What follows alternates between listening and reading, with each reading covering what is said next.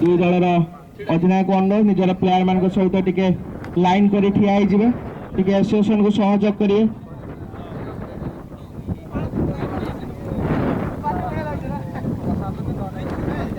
ଆଜିର ଆମର ଅତିଥି ଏ ଅଞ୍ଚଳର ଜଣାଶୁଣା ଉଦ୍ୟୋଗପତି ଭଗବାନ ବାବୁ, ଜଣାଶୁଣା ସମାଜସେବୀ ବୁଲାକା ହେମରାପା ଛୋଟା ବାବୁ, ଆମ ପଞ୍ଚାୟତର ନାୟବ ସରପଞ୍ଚ ଜ୍ଞାନ ରଞ୍ଜନ ନାୟକ ଜ୍ଞାନ ବଡ଼ାପା,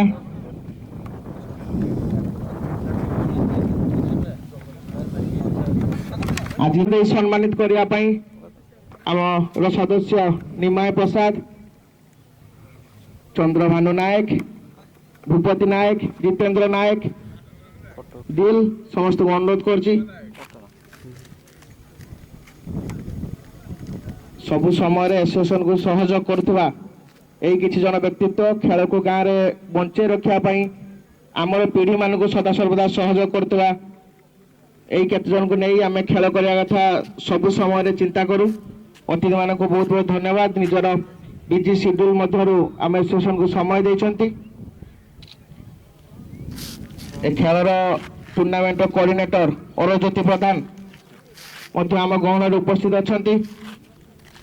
ବିକାଶ ବାବି, ଜିତେନ୍ଦ୍ର ନାୟକ ଆସୋସିଏସନର ସମସ୍ତେ ଆଜି ଉପସ୍ଥିତ ଅଛନ୍ତି। ପ୍ରଥମ ଦିନର ଇନାଗୁରାଲ ସେରିମନି ହେଇପାରିନଥିଲା ବର୍ଷା ପାଇଁ, ଖରାପ ୱେଦର ପାଇଁ। ଆଜି ପିଚ୍ ମଧ୍ୟ ଭଲ ଅଛି, ୱେଦର ଭଲ ଅଛି। ଖେଳ ନିଶ୍ଚିତ ଭାବରେ ସଂଘର୍ଷମୟ ହେବ। ଦୁଇ ଟିମ୍ ଡୋମିନେଟର ଭାର୍ସେସ୍ ଡୋମିନେଟର ମ୍ୟାଚ୍ ଦେଖିବାକୁ ମିଳିବ। ଅତିଥିମାନଙ୍କୁ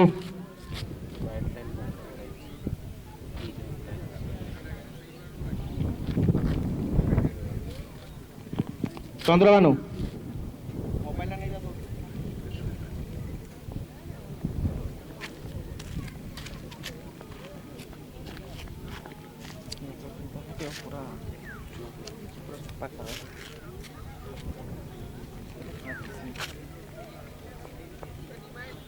ବର୍ତ୍ତମାନ ଅତିଥିମାନେ ଖେଳକୁ ଶୁଭାରମ୍ଭ କରୁଛନ୍ତି।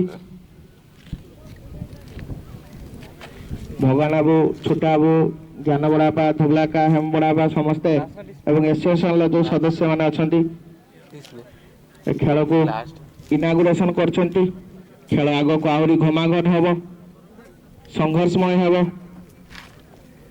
ଦେଖାଯାଉ ଅଯୋଧ୍ୟାର ଆଜିର ଏହି କ୍ରିକେଟ ଟୁର୍ଣ୍ଣାମେଣ୍ଟ ଦ୍ୱିତୀୟ ଦିବସର ପ୍ରଥମ ଲିଗ୍ ମ୍ୟାଚର କାହାକୁ ୱିନର ଭାବରେ ପାଉଛି।